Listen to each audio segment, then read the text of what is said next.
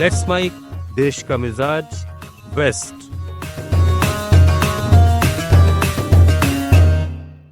Let's mic देश का मिजाज में अब खबरें पश्चिम भारत से।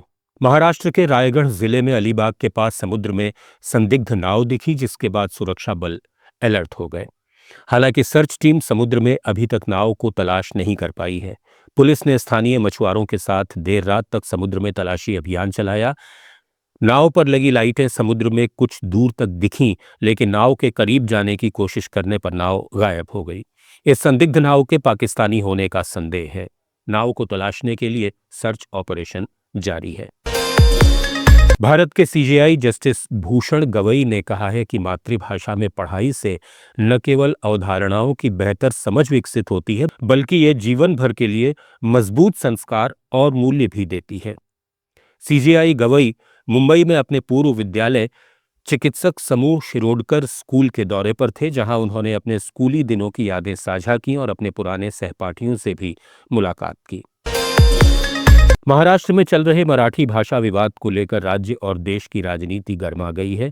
इसी बीच भाजपा सांसद निशिकांत दुबे ने महाराष्ट्र में हिंदी भाषियों को मारने वालों को चुनौती दी है।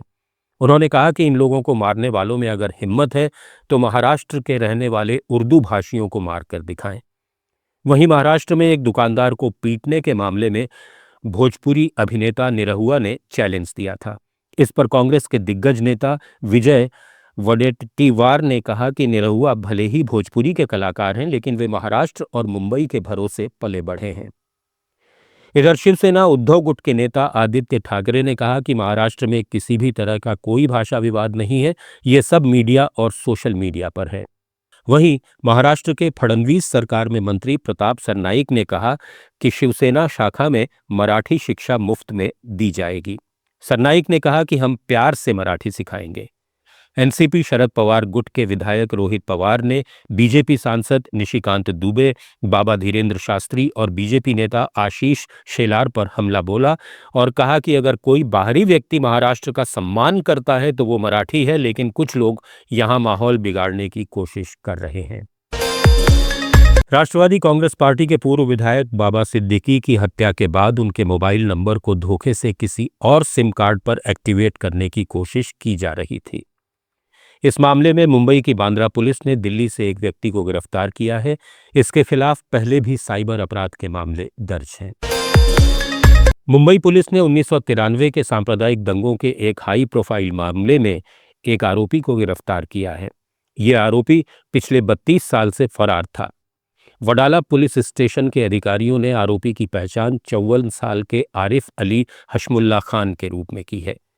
यह गिरफ्तारी मुंबई पुलिस आयुक्त के निर्देश पर चलाए जा रहे वांछित और फरार आरोपियों की तलाशी अभियान के तहत की गई है।